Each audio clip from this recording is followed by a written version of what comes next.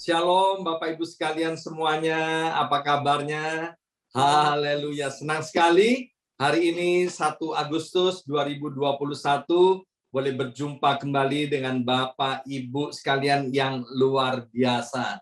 Saya mengucapkan selamat pagi buat Bapak Ibu yang ada di ruangan Zoom ini maupun di YouTube channel dan Facebook channel daripada Gereja BMC New York yang ada di Amerika. Sekali lagi selamat pagi. Shalom semuanya, dan yang ada di Indonesia, selamat malam.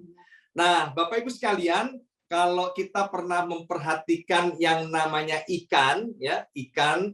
Nah, ikan ternyata termasuk ubur-ubur itu kalau berenang maka selalu melawan arus.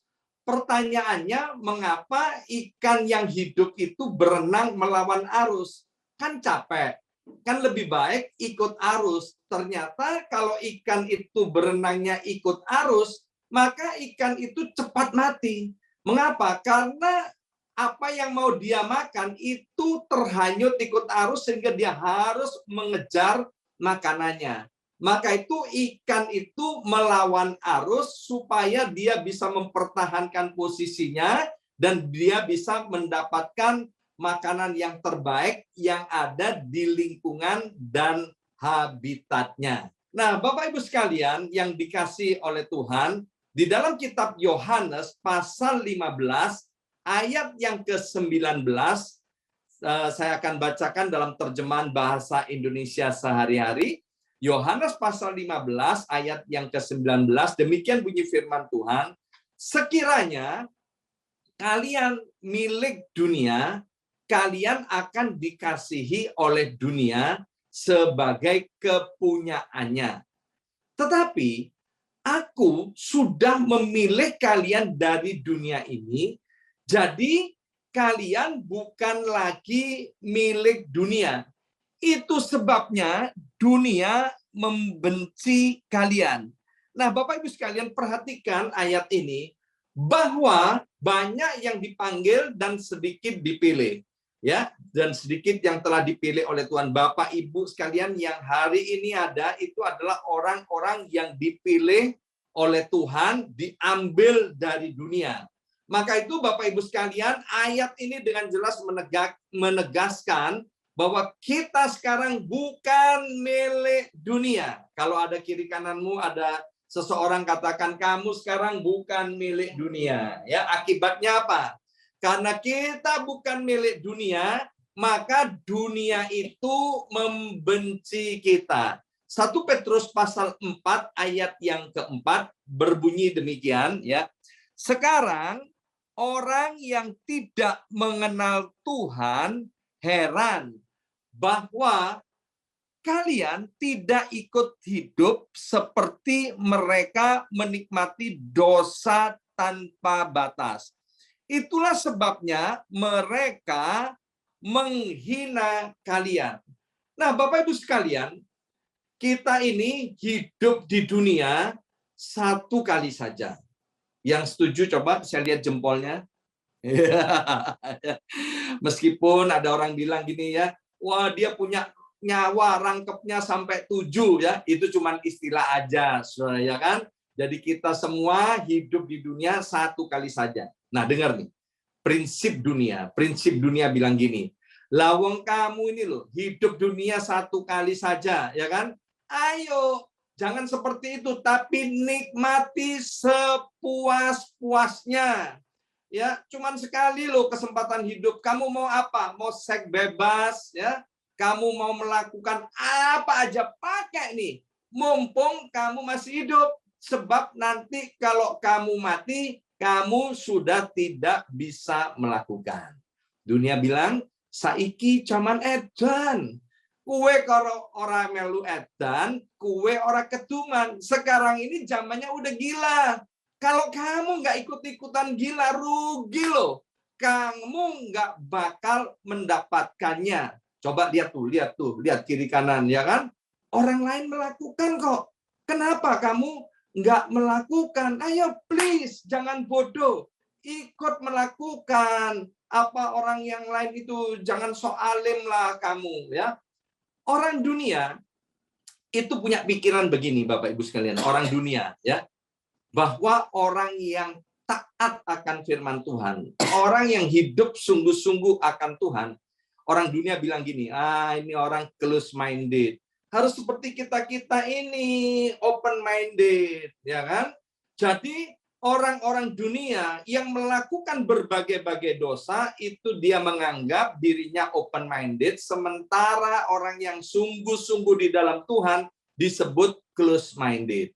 Anak-anak milenial, anak-anak selenial hari ini terbelah menjadi dua, ya kan? Ada yang sungguh-sungguh cinta akan Tuhan. Bapak Ibu sekalian, yang sungguh-sungguh cinta akan Tuhan, seperti kata Alkitab tadi, dibenci loh sama anak-anak milenial dan silenial yang tidak cinta Tuhan. Dia bilang apa? Kamu ini kuno, open minded dong, kamu ini close minded. Nah, Bapak Ibu sekalian, orang dunia juga bilang begini, orang dunia, ya kan? Hidup itu harus toleransi. Nah, tetapi mereka yang berkata hidup ini harus toleransi, sementara ketika melihat ada anak-anak milenial, ada anak-anak selenial, ada orang-orang dalam Tuhan, hidup sungguh-sungguh cinta akan Tuhan. Mereka itu malah membenci loh. Mereka malah nggak bisa toleransi, bahkan mereka menjadi marah besar, saudara, ketika melihat orang-orang hidup sungguh-sungguh dalam ketaatan dan mengasihi Tuhan. Ya, ingat tadi ayatnya udah mengatakan begitu.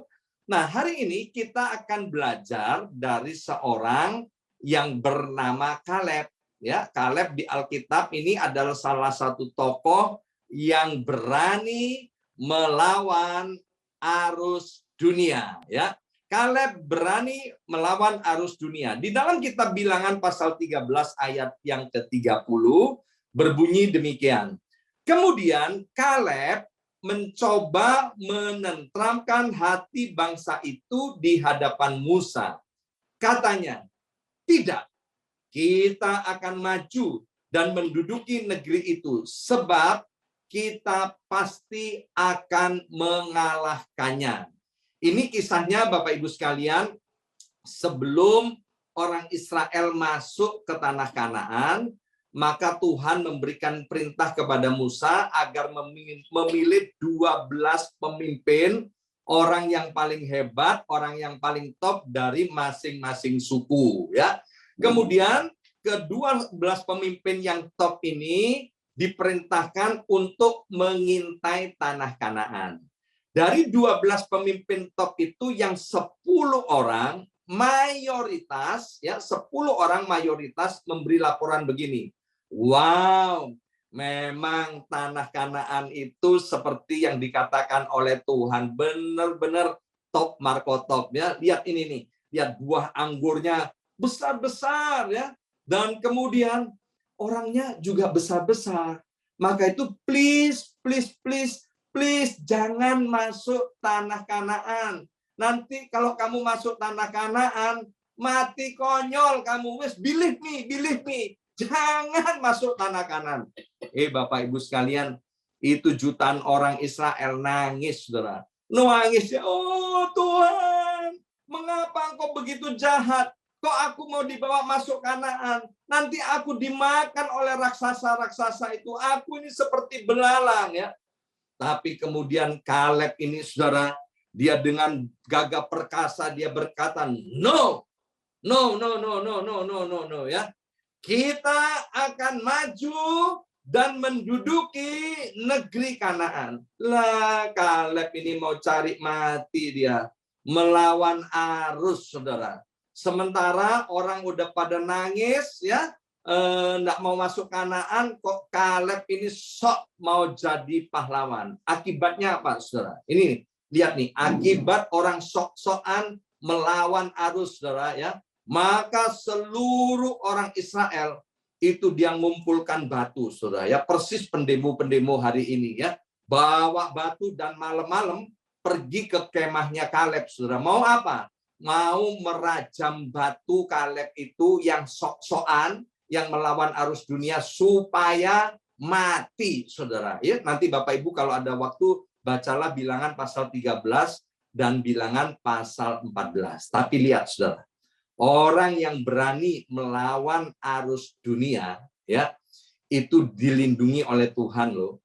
Jadi malam itu Tuhan melindungi Kaleb sedemikian rupa sehingga orang yang mau membunuh Kaleb ini mereka lari tunggang langgang dan meninggalkan Kaleb.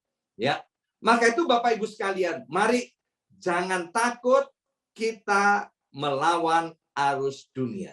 Kita harus bisa berani, memiliki keberanian melawan arus dunia. Ikan yang mati itu akan terbawa arus. Orang Kristen yang rohaninya mati, sekali lagi, orang Kristen yang rohaninya mati, sekali lagi, orang Kristen yang rohaninya mati itu akan terbawa oleh arus. Ya, ingat kalau bicara dunia, ya ingat kalau bicara dunia, isinya apa dunia? Isinya aku, diriku, dan saya. Dunia isinya egoisme. Dunia isinya apa? Ketidaktaatan akan firman Tuhan. Itu isinya dunia, saudara. Nah, mengapa Kaleb ini kok berani-beraninya dia melawan arus dunia, saudara? Di dalam kitab Bilangan, pasal yang ke-14 ayat 24 dikatakan bahwa Tuhan berkata kepada Musa, tetapi tidak demikian hambaku Kaleb. Ia tetap setia kepadaku. Itu ya yang di stabilo biru-biru. Ayo baca bersama-sama saya yang di stabilo biru saja. 2, 3.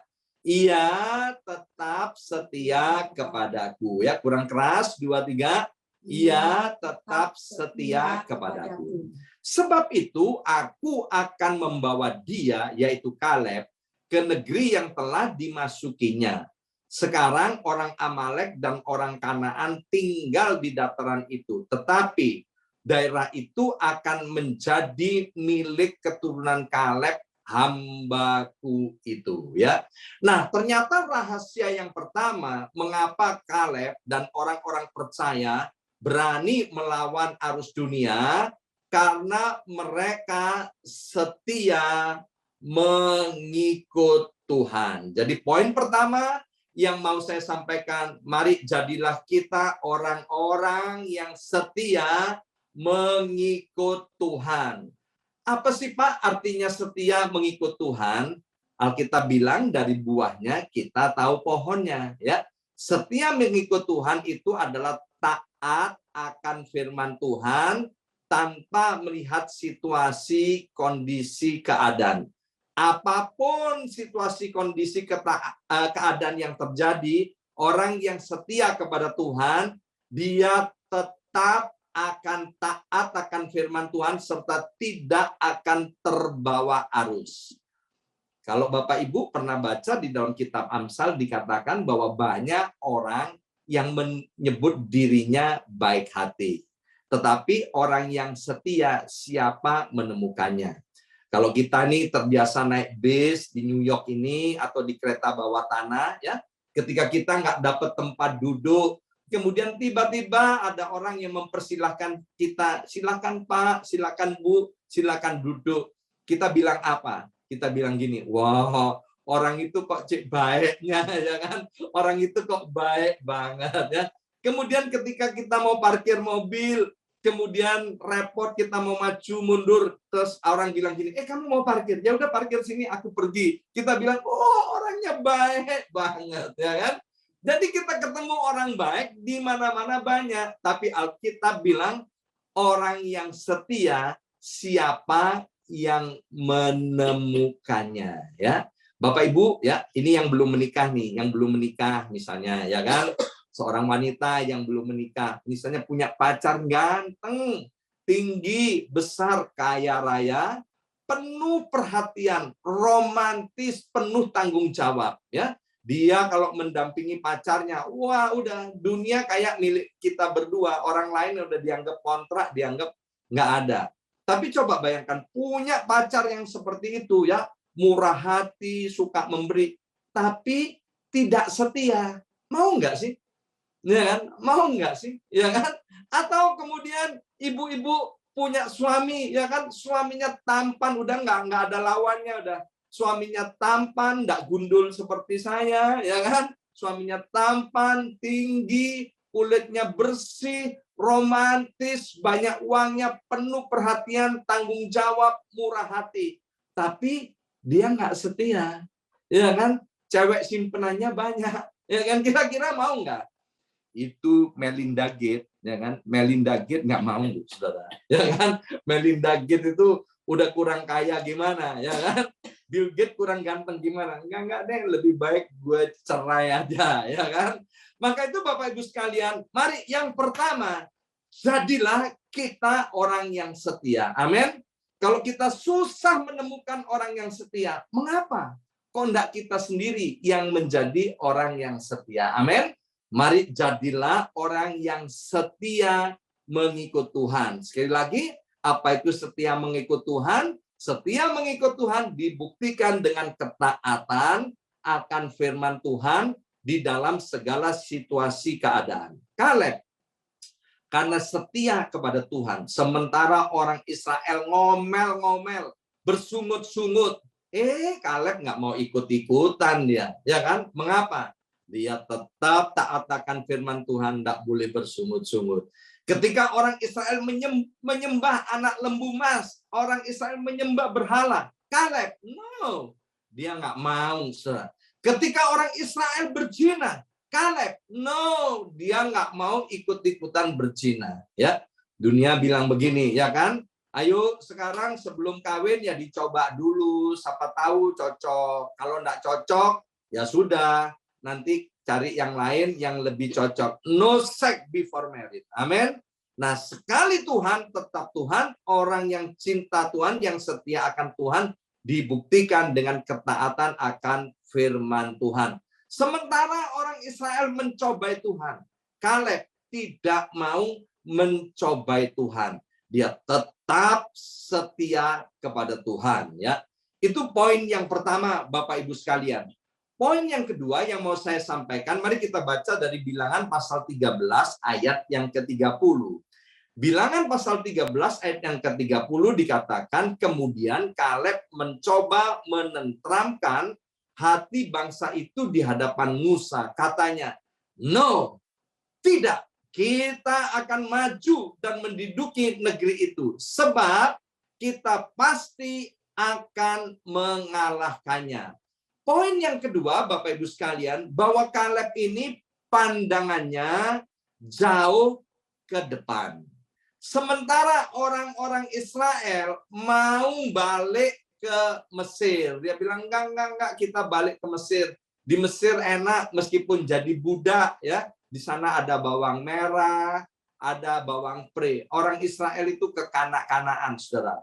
Yang dipikirin hanya kepentingan sesaat, pemuasan untuk diri sendiri. Coba lihat kalau kita masih punya anak yang masih kecil-kecil, ya kan? Kalau dia minta mainan, dia harus dituruti sekarang juga. Ya, kalau nggak dituruti, dia nangis, dia berguling-guling di tanah. Ya kan? Yang dipikirin apa? Yang dipikirin cuman kesenangan sesaat, nggak mikir jauh ke depan. Tetapi Kaleb, karena dia seorang yang setia kepada Tuhan, dia percaya akan janji Tuhan, maka pandangannya jauh ke depan. Dia memandang bahwa di depan Tuhan sudah sediakan tanah Kanaan. Maka itu Bapak Ibu sekalian, mari kalau kita tidak punya pandangan jauh ke depan, mulai hari ini, milikilah pandangan jauh ke depan. Mengapa? Karena Tuhan berjanji bahwa Dia akan menyertai kita di dalam segala situasi dan keadaan. Sehingga ketika kita menyadari hal ini, kita nggak akan takut untuk memandang jauh ke depan. Karena rancangan Tuhan buat kita adalah masa depan yang cerah dan masa depan yang penuh dengan pengharapan. Sementara orang-orang Israel nggak punya pandangan yang ke depan, dia pandangannya ke belakang, dia kepengen kembali kepada hidupnya yang lama. Ya, buat Bapak Ibu sekalian yang ada di kota New York City, kita beruntung. Kita punya yang namanya kereta bawah tanah atau yang dikenal dengan nama subway. Bapak Ibu, kalau kita ke stasiun subway ya, ada beberapa stasiun kereta menulis bahwa kereta ini, stasiun ini dibangun tahun 1863 ya. Jadi stasiun kereta sudah dibangun tahun 1863. Saudara bisa bayangkan, tahun 1863 kota New York itu kosong melompong, saudara. Nggak perlu yang namanya subway. Sehingga ketika para ahli kepengen bikin kereta bawah tanah, diketawain oleh banyak orang. Ngapain? Repot-repot, gali terowongan, bikin kereta bawah tanah, siapa yang mau naik? Ya. Tapi hari ini, sudah 100 tahun lebih, kita sangat membutuhkan yang namanya kereta bawah tanah. Ini mengapa? Karena ada orang yang punya pandangan jauh ke depan.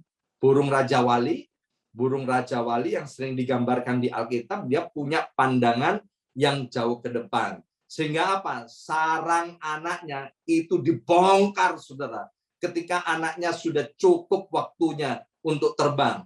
Seolah-olah melihat anak Raja Wali melihat, mamaku kejam, mamaku jahat, ya kan? Ini sekarang sarangku dibongkar, zona nyamanku dibongkar. Padahal enggak. Induk Raja Wali melihat kalau ini tidak dibongkar, anakku akan lumpuh. Justru gara-gara dibongkar, induk Raja Wali melihat bahwa jauh ke depan, anakku tidak akan lumpuh, tapi aku akan dapat terbang tinggi. Hari ini, kita mungkin mengalami sesuatu yang tidak baik, Bapak Ibu sekalian, ya. Percayalah, Tuhan tidak sedang kegirangan ketika melihat pandemi COVID ini tidak selesai-selesai, ya. Tuhan melihat kita, percayalah ini, Tuhan melihat kita dengan mata yang penuh belas kasihan. Satu hal yang harus kita sadari bahwa pencobaan, masalah, kesulitan yang kita hadapi tidak akan pernah Tuhan izinkan melebihi kekuatan kita. Maka itu mari Bapak Ibu sekalian jangan pernah menyesali kehidupan kita masa lalu, tapi pandang jauh ke depan. Sebab bersama dengan Tuhan, seperti yang dikatakan oleh Kaleb, bahwa kita akan menduduki tanah Kanaan. Dan yang terakhir, yang ketiga, mari kita baca dari Yosua pasal 14 ayat yang ke-12. Dikatakan begini, Yosua pasal 14 ayat 12. Kata Kaleb kepada Yosua. Ini perkataan Kaleb setelah berusia 85 tahun. Jadi tadi yang pertama-tama kita baca itu Kaleb masih berumur 40 tahun, ya. Waktu umur 85 tahun dia bilang begini, karena itu sekarang Yosua, berikanlah kepadaku daerah pegunungan yang dijanjikan Tuhan kepada saya.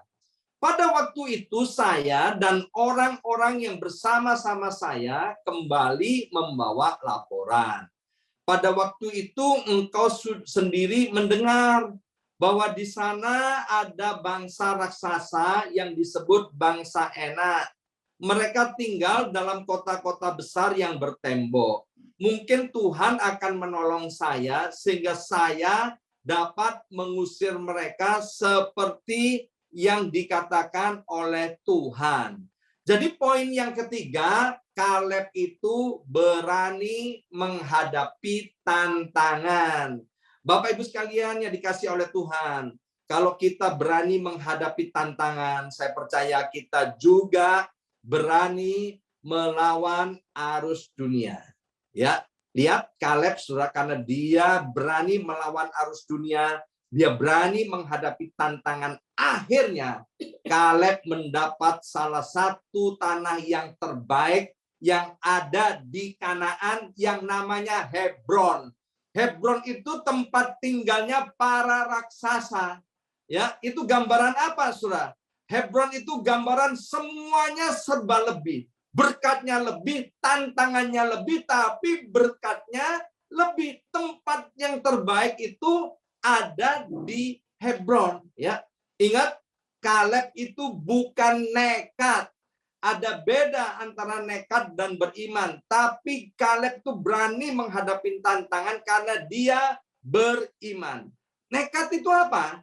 Nekat itu begini, saudara, ya. Dalam realita kehidupan kita sering kan gini berdebat tentang apa? Tentang bedanya antara nekat dengan iman, ya. Nekat tuh begini, belum dapat kerjaan yang baru, sementara hari ini sedang sakit hati, kecewa, stres dan lain sebagainya, berhenti dari pekerjaannya, ya kan? Nanti ke depannya gimana? Nggak tahulah ke depan, apa terserahnya ke depan, terserah Tuhan. Itu bukan terserah Tuhan, itu namanya nekat, ya kan? Beriman apa? Beriman kan gampang banget, ya kan? Iman itu tanpa tindakan adalah mati. Beriman itu apa? Bertindak karena disuruh oleh Tuhan. Bertindak karena sesuai dengan firman Tuhan. Kaleb disuruh Tuhan pergi ke Kanaan, dan Tuhan bilang memang Hebron ini nanti jatahnya Kaleb. Makanya Kaleb berani, meskipun tantangannya hebat, yang ada di Hebron banyak orang enak, banyak raksasa, tetapi Kaleb tidak takut menghadapi raksasa itu. Ya, hari ini kita sudah belajar, Bapak Ibu sekalian, tentang berani melawan arus. Bahwa hanya ikan yang mati yang akan terbawa arus. Maka itu Bapak Ibu sekalian yang dikasih oleh Tuhan, jangan ikut arus. Jangan ikut arus dunia.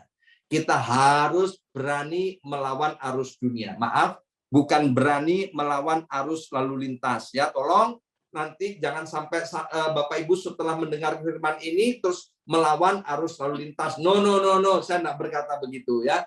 Jadilah orang yang setia kepada Tuhan. Miliki pandangan yang jauh ke depan. Jangan takut menghadapi tantangan. Dan terimalah Hebron yang ada di Kanaan. Amin. Mari kita berdoa. Materaikan setiap benih kebenaran firman Tuhan. Ya Aba, ya Bapa. Roh Kudus menolong kami. Karena kami tahu Engkau sudah berjanji dan berfirman mau menyertai kami sampai selama-lamanya. Biarlah setiap kami berani menghadapi arus dunia ini. Berani melawan arus dunia. Karena kami percaya ketika kami berani melawan arus dunia, ujung-ujungnya kami akan mendapat tanah bagian yang terbaik yang ada di Kanaan. Dalam nama Yesus, kami sudah berdoa. Yang percaya bersama-sama katakan, amin.